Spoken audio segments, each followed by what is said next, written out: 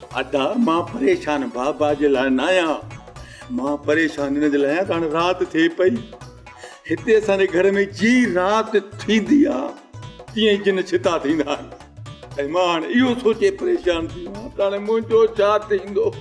असां बि घर में आहियूं, जेकॾहिं जिन आया न त तोसां रुॻो कोन विढ़ंदा। पोइ मलूका तूं सम्झे नथी, बाबा चए पियो त हिते जिननि जा बच्चा जेको आहे उहो मां लताड़िया आहिनि, इन जे करे जिन त मूंसां चप पियल आहिनि। तव्हांखे छा आहे? जे इहा ॻाल्हि आहे त तूं ऐं मलूका घर छॾे छो नथा वञो? तूं चवे थी त ज़ाल मुड़ुस घर छॾे वञनि, जीअं समूरी मिल्कियत असां फबायूं, पर मां इहे थियण कोन ॾींदसि।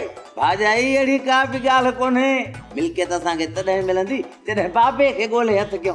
अञा ताईं हुनजो को ॾस पतो ई कोन्हे। बाबा ॾाॾा खे जिननि धमकायो आहे, चयो अथऊं हिन घर में ईंदे न उफट मारे छॾींदासीं। इन जे करे ई त ॾाॾा हे घर छॾे भॼी वियो आहे।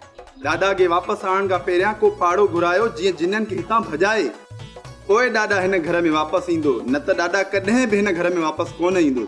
जेकॾहिं तव्हां ॾाॾा खे ज़बरदस्ती हिन घर में वठी ईंदव त उहे जिन ॾाॾा खे मारे छॾींदा। ऐं पोइ केरु आहे जेको तव्हांखे सोने जे देगिड़े जो ॾस ॾींदो? हाँ, तूं बि अम्मा सही थी चवें। सभ खां पहिरियां असांखे हिते पाड़ो घुराइणो पवंदो जेको पढ़ाई करे जिननि खे हितां कढे।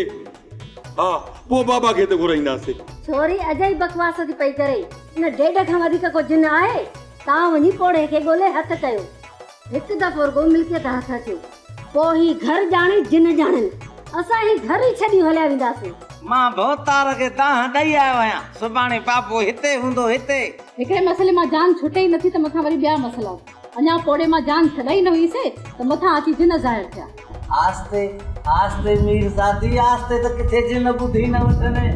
में अॼु शेरूअ सां चपे न, बेकर असां सां न वेर गुज़रे। छॾ जिननि जी पचर तौबा करे।